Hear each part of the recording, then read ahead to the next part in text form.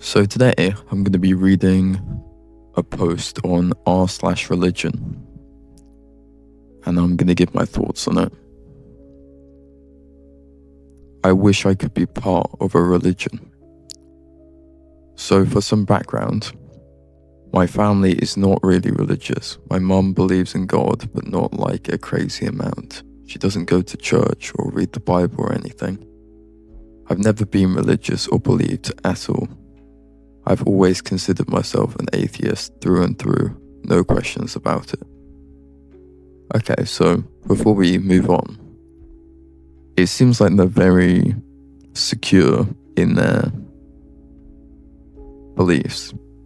It doesn't really seem like they would be swayed, they know what they believe in. So let's proceed. However, recently I've been hanging out with friends of all different religions, and I've been hearing about how they feel about it, and all of a sudden I'm wishing there was someone, or I guess something to go to when I'm in need or having a hard time. I've been exploring different religions of all kinds. I'm just seeing kind of what fits. However, every time I try to believe or pray, my mind just stops me. I just can't believe it. I grew up learning about science, and trying to pray to a god/goddess just feels like I'm trying to gaslight myself into believing they exist. I'm really in need of someone to rely on, someone I can feel supported and I guess protected by, someone to help me not be so lonely, I guess. I'm just looking to see if anyone else has experienced this and maybe what they did about it. To be clear, I'm not looking for people to come and try and convert me. I just want advice. So my immediate thoughts on this would be that they're just someone who needs community, and they see that in religion. They see that religion provides let's face it, religion would be great if it was real. And again, I understand that's my opinion. There's many people who believe in it, and fair play to them. They believe it, and but yeah, that just would be great if religion did exist, because you'd have kind of you'd have this belief that there's some greater destiny for the human race, and you'd have this belief that, when you die, it's actually not a terrifying thing. It's not like you slip into the void and you go back to not existing.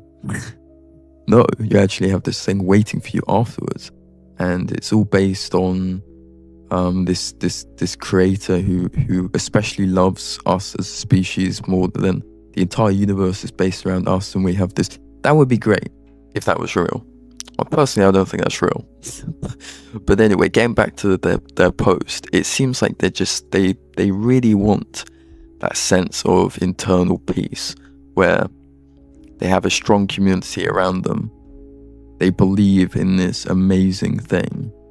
And they're trying to convince themselves into it. They're going, I really want this thing. I kind of know it's not real, but I really want this. And my advice would be just stop doing that. You can find community in loads of different places. You can find community in the hobbies that you can do. You can find community within your own family. I'm not really sure what the details are of their family, but you can find community in friends who aren't religious. Or even if they are religious, you can find community within the friendship group that isn't related to the religion. You can find community in all kinds of places, even in certain jobs. If it's maybe the public service, you're a firefighter or something, or a nurse or whatever, you can find a strong community in that sort of environment. So I think the issue that I see in this post is this person so badly desires community, and the only place they see it existing is in religion. So they're trying to kind of change their beliefs, and they're trying to mold themselves into this into this archetype of a heavily religious person, which isn't a good idea because they're never really going to believe it. If they're doing it for this purpose, they weren't brought up by it. They don't have some sort of religious epiphany. They're just going, I see you guys, I envy what you have. I'm going to just change myself to fit in. That's an awful idea. But there's no comments on this post, but yeah, I suppose that's what my thoughts are on it. But I'm curious I'm sure lots of people in the comments would disagree with me and say, oh, actually religion is correct and you're wrong. But, I'd love to know what your thoughts are on that. If you don't believe in religion, maybe you're an atheist, maybe you are a religious person, but you're viewing it through the lens of, it's not such a good idea. Maybe it is a good idea. Maybe this is them finding their faith or whatever. But yeah, I'd love to hear what your thoughts are on that. But let's go to the next post. Now here's an interesting post. This will be, this is more of a question to see what the answers will be in the comments. But why do you believe? Hi guys, I'm an atheist and I'm trying to learn about religions. I would like to know why you believe in whatever gods you do. What kind of evidence do you find convincing? I'm not trying to start an argument in the comments, so please be respectful. I just want to learn. Now, before we look in the comments, I will suspect that evidence won't really be provided because I think a big part of religion is faith, and that's why I find it quite difficult to even have constructive conversations really with religious people. Not even because there is quite a large subsect of people who are very combative. They're very like, you're just, they do almost try and convert you into religion. They say it's immoral to be atheists, or, I'm not talking about those people. I'm just talking about even with someone that you are willing to sit down and actually have a good bit of dialogue with. It's very hard to sort of find common ground in the thought process, because the key, you'll kind of ask, why do you believe in God and stuff, and they follow through with, I have my faith, or faith is a key part, and faith isn't really a key part in being an atheist. I suppose it's a minor part. You have faith in the evidence that's being provided to you, as in like, you have faith that you have faith that the laws of physics are consistent, I guess, because science is weird. Science is a lot stranger, I think, than a lot of people realize, because there's so many biases in studies and research and just the data collection process, that becomes a whole other can of worms to begin with. But also there are just wacky things in physics where, you just have you have strange counterintuitive happenings, or you have kind of unique cases of the laws of physics sort of not breaking down but deviating from what is the expected result. So I think the atheist equivalent of faith is sort of the faith in research accuracy, I would say, and the faith in I guess the laws of physics. That's how I would put it. But I don't think it's the same thing, because I would say religion is blind faith. It's like, I believe in God because I do. There's no sort of there's no justification really. Like, if you would ask an atheist, why do you believe in research? Why do you believe in the laws of the universe? Why do you believe in that stuff? They would point to congruent research. They would point to research being replicated and going, this makes sense, and all these people have agreed on this, and we have all this technology that supports it, and we have all this technology that is built on those concepts. Whereas if you ask a religious person, it's kind of like, because it's in the Bible. But why is the Bible true? Oh, because God made it. And you just sort of end up in this in this circle, in this loop, this never-ending cycle of why do you believe in that? Because it is. But that's not to discredit religion, because at the end of the day, we atheists don't know for sure that religion isn't true. It's probably not true, but we don't know for sure. But anyway, getting into the comments, why do you believe? Let's see. I have no evidence. My belief comes from an area of mind outside of logic. I have no reason whatsoever to convince you, as it's personal. That said, I often learn from this atheist-theist debate about rigidity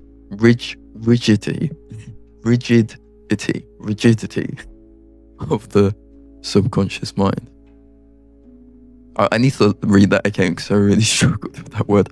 That said, I often learn from this atheist-theist debate about rigidity of the subconscious mind. Yeah, so as we can see in the first, and this person is a Hindu.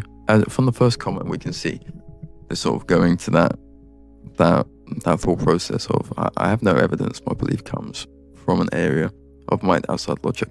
So I would say, I think the majority of these kinds of people who claim they have no evidence and their belief comes from a place outside of logic, I think these people have been brought up with religion, because I'm quite doubtful you would kind of make this conclusion in your adult life, or when your brain is fully developed and you make critical decisions about your life and where it's leading. I highly doubt that one day you just kind of go, you know what, I don't believe that. I'm trying to come up with an analogy, but something that's not offensive. You know what? Let's not make an analogy. Let's just stick with the thing. But it's very unlikely that you just one day wake up and you go, "Oh, I have no evidence in this, but I'm going to start believing it." I suppose actually, I think this happens as people age. You get closer and closer to death. Death becomes more and more terrifying because you realize, like, oh, it's going to happen. You always know it's going to happen to you, but as it approaches, it definitely gets more scary. And I think that is maybe when you make that change, because you're just so desperate for something to be there after death that you sort of trick your mind into believing it. But yeah, so let's see. They respond to this comment. The original poster responds, I've been watching a lot of atheist-theist debates on YouTube, so it got me thinking why others believe. And the Hindu responds, and simultaneously others are thinking why you don't believe. There are sometimes just so many similarities in approach, it can seem uncanny. Now, as an atheist, I would say this response isn't particularly convincing. It's respectful, and they believe in it, and fair enough. But I don't think the response of I have no evidence will ever be particularly compelling. Or even my belief comes from an area of mind outside logic.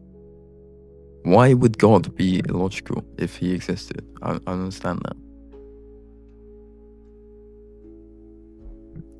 Okay, well, let's see the next comment. As a former atheist, okay, this is interesting. I'm looking forward to this perspective.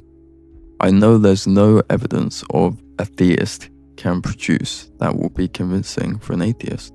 The evidence that convinced me is based on lived experience and interpretation. In other words, it's subjective. All religions are subjective, just like non-theistic philosophical schools. Do I agree with this? I mean, yeah, I guess it's not really... I guess I agree with that perspective of why atheists become... I think this is kind of reflective of what I was saying earlier. That as an atheist, the older you get... But then again, they say through lived experience, so they have seen personal circumstances where they think the only explanation for said events occurring is there must be an all-powerful God.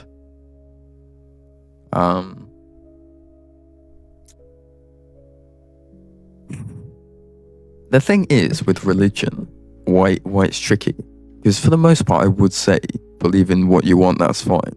But the thing is with religion that it is, and I'm not accusing this person specifically of doing this, but it is pushed on other people. I mean, throughout history, there have been wars, there have been genocides, there have been horrific things taking place. I mean, not even in the history, in very recent history, in the present day, there's all this terrible stuff happening around religion. And it's quite difficult to say, like, I think it is important that there is evidence and there are logical justifications for why you believe in certain things. Otherwise, it's a bit chaotic. Because this is the line where things get really dangerous, where it's like, I believe in this because of areas outside of logical thought. Don't worry about it. And it's like, yeah, you individually, that's fine. You're a respectful person. Individually, you think that, fair enough. But when a group of people, when an organization of people say, we believe in this for illogical reasons, I think that becomes a lot more dangerous. But moving on. Let's see. It makes sense to me that the universe is more than just physical. In my own life, I have felt connection to the spiritual presences of the natural sacred. People have also been reporting spiritual experiences all over the world for as far back as we can see in history. Green woods and water make my soul happy. I spent years figuring out my beliefs on a large range of topics, reading, reflecting, meditating, spending time out in nature.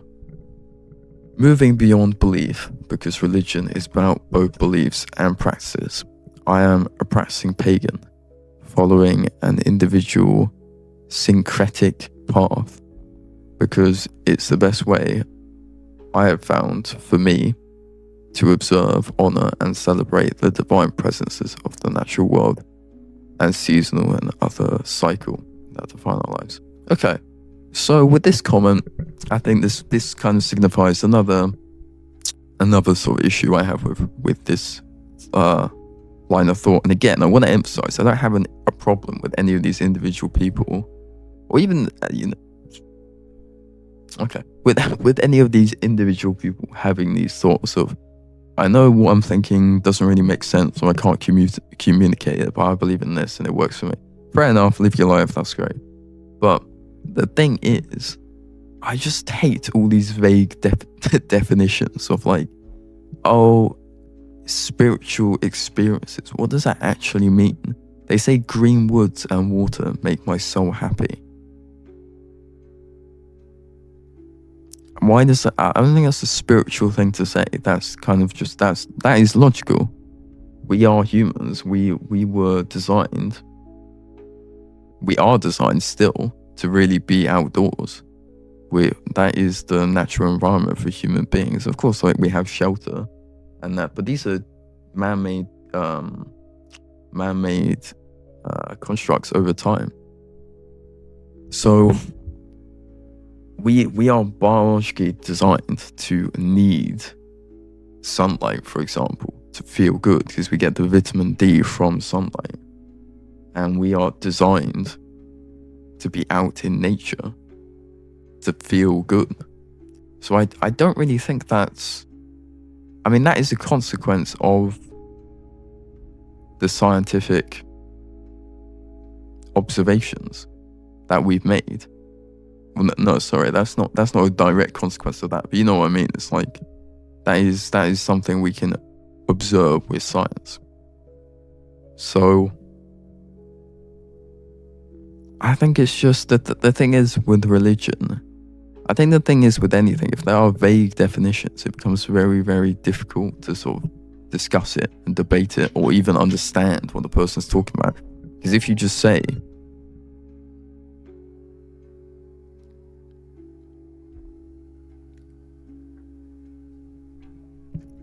if you just say that think something is spiritual, and what I'm gonna have to, what is the definition of spiritual?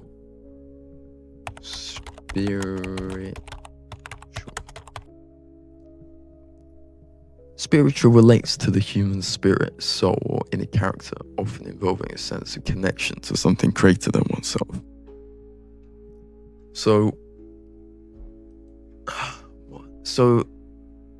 And that just makes it even more confusing. So the question is, why are you religious? So why do you feel? The question is essentially, why do you feel you have a connection to a greater power?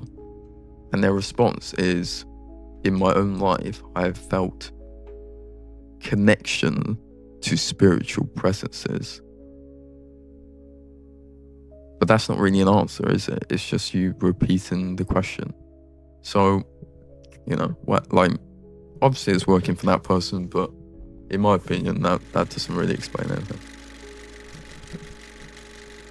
Since religion, to me, is based on faith rather than physical fact, I go based off what I feel. In my experience, my prayers have been heard and answered. I've never felt ignored when I reach out, so I decided to just keep doing it. I could be completely wrong about religion, and honestly, I'm fine with that. I believe because it makes me feel calm to have someone who listens to my wants and needs. If that means I spend a fraction of my day praying, meditating, or making little offerings, that's fine by me. Okay, that person offers, again, kind of a similar non-answer to why they believe in everything, but I think they've touched on the reason that people maybe feel as if praying and talking to God is working, because it is a form of meditation, really. When you sit down to do those things and you're sitting down in a peaceful environment and you're talking and you're being honest, and you feel like you have to be honest because in your view you're talking to this all-knowing creator who will know if you're lying, then that probably is it lifts the weight off your chest. It is extremely gratifying. So I guess, yeah, they've definitely, I guess I hadn't really thought about that in the sense that praying is sort of meditating. So yeah, that's a really interesting answer, actually. Okay, so I'm going to finish off today with a post on r/deep thoughts. And the post reads, ambition is for the selfish, the misguided. Ambition is what holds back humanity. Ambition is advancement led by pride. It clouds the judgment of all who want to better themselves. We don't better humanity with ambition, fulfilling our imaginary needs. Ambition provides suffering to no end. I definitely don't agree with that. I'm not even sure what the point they're trying to make is. Ambition is advanced by... Okay, well, let's try and break it down from their perspective. I guess ambition and its core does stem from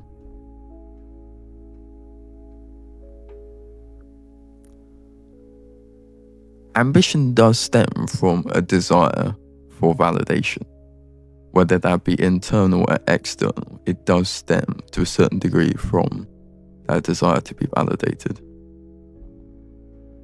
But I still don't, how is that? It can be selfish, actually, definitely. Ambition is for the selfish. It can be. I wouldn't say it's for the selfish. There are plenty of people who are ambitious, who aren't selfish. Maybe they want to find a cure for cancer, or they want to do, they want to look after their family. They're ambitious to build, to start their own company to support their family, or they want to provide nice lifestyles for their peers or their friends or even their community. So I wouldn't say ambitious is for the selfish. I would say it can be, because definitely you can be ambitious and selfish. Maybe you are desperate for external validation because you grew up and you weren't receiving any, and you need that. You need to fill that hole. You almost need to get revenge for that lack of validation. So yeah, I think it can be ambitious, but I think this is, again, I think a problem with many posts on Reddit, and not even just posts on Reddit, I think a problem with lots of people in general is having very black or white opinions. Just, it's like this. Everything is like this. If you're like this, you're wrong. If you're like this, you're right.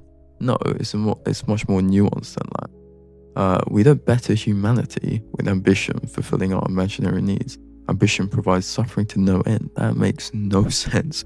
Half of the technology, in fact, all of the technology we have stems from ambition. Without ambition, I mean, honestly, ambition has resulted in terrible things, but it's also resulted in great things. And with each terrible thing, there's usually a counterbalance. I mean, if you take World War II, for example, and the ambition of Hitler, obviously that's a terrible ambition. He wanted to wipe out the Jews and he wanted to conquer the world. But the flip side of World War II is, although you did have this terrible event occurring, obviously, if we go back in time, I would trade the upside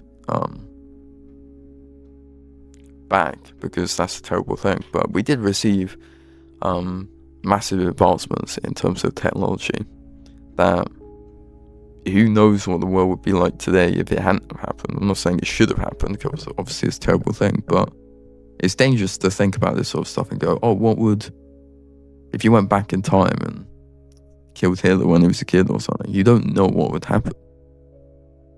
You don't know if all the technology that we didn't advance during that time period would then lead to some sort of other disaster occurring. But either way, I think this post makes no sense.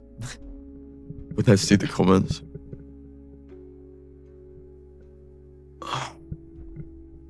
Okay. What about the ambition to better oneself, or the ambition to be free of material desire, to be more kind, or be closer to God, etc.? And the original poster: you will never be free of material desire with ambition. Just love yourself. You're good enough. You always were. No, I don't agree with that. I think this is something that people say to make others feel better. That just love yourself. You are good enough. Now, just love yourself is conditional, and also is you're good enough, because it depends on the person. I mean, if you are Hitler, do you think he should have just loved himself? I reckon he probably shouldn't have just loved himself. I think what the commenter, I think what people assume when they're saying this is you are a good person. So but you don't know that. When you say just love yourself, you don't know the person. They could be a terrible person. Just love yourself. So I understand the sentiment behind it, because often this is given to insecure people who are trying their best or are trying hard, and they're just not finding success, or they hate themselves for irrational reasons. Just love yourself is conditional, so not good advice. And then you're good enough. Again, some people just aren't good enough. I've had periods in my life where I've just not been good enough, point blank. You know, I just wasn't good enough. And if you say you're just good enough to someone like that, that's not helpful. So again, I think this poster is just, I think this is another consequence of trying to be more deep than you are, because it doesn't really make sense. It sounds deep. Ambition is for the selfish, the misguided. It sounds deep, and then you actually think about it and it's moronic. So yeah, I think I'm gonna leave it there. But I would love to know, if you got any thoughts on that. What do you think about the religious post that I read? Do you agree? Do you disagree? Do you think I'm an arsehole for saying what I said? And do you think ambition is for the selfish? And remember, if you are not able to watch the videos because you are commuting, or you are on a walk, or cleaning, or doing whatever you're doing, then I've got these videos on YouTube Music as a podcast. And if you enjoyed the video, then I would appreciate it if you just subscribed and left a comment, because I do love reading the comments and growing this community and having a chat with everyone. Okay, so I'm going to leave it there.